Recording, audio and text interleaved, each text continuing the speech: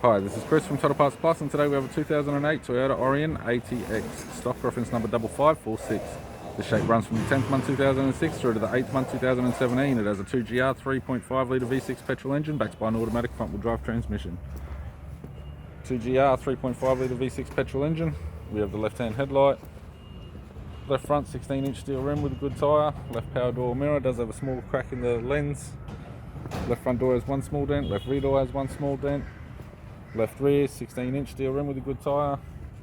Left tail light, left boot lid garnish, boot lid appears to have no damage. Right boot lid garnish, right hand tail light.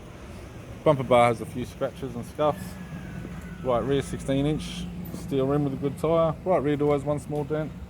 Right front door has one small dent. Right power door mirror and a right front 16-inch steel rim with a good tyre. We have the driver's side door trim, power window master switch.